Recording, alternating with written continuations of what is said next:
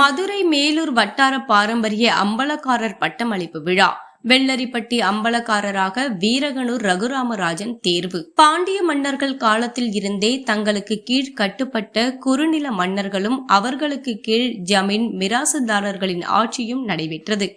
அதில் மேலூர், வெள்ளியங்குன்றம், கல்லந்திரி, வெள்ளலூர், வல்லாளப்பட்டி போன்ற ஊர்களில் கிராம தலைவராக தங்கள் சமூக பாதுகாவலராக அம்பலக்காரர் பட்டம் வழங்கும் நிகழ்ச்சி நடைபெறும்.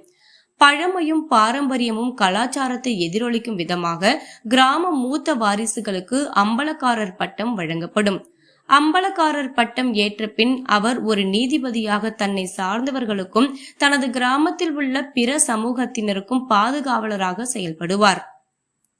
கோவில் விழாக்கள், இல்ல விழாக்கள், பஞ்சாயத்து தீர்ப்புகள், தனது ஊர் சார்பாக மற்ற ஊர்களில் நடைபெறும் விழாக்கள் உள்ளிட்ட அனைத்து நிகழ்ச்சிகளுக்குமே தலைமை பொறுப்பு ஏற்கும் அம்பலக்காரர் விருப்பு வெறுப்புகளின்றி தன்னலமில்லாமல் செயல்படும் பொறுப்பே அம்பலக்காரர் பட்டம். இதில் மேலூர் வட்டம் மத்தம் நாடு வெள்ளரிப்பட்டி கிராமத்தில் அழகச்சியார் வகையரா அம்பலக்காரர்களுக்கு பாத்தியப்பட்ட அம்பலக்காரர் பட்டத்திற்கு வீரகனூர் மூக்குசாமி அம்பலம் மகன் ரகுராமராஜன் என்பவர் வெள்ளரிப்பட்டியில் 4வது கரை அம்பலமாக தேர்ந்தெடுக்கப்பட்டார்.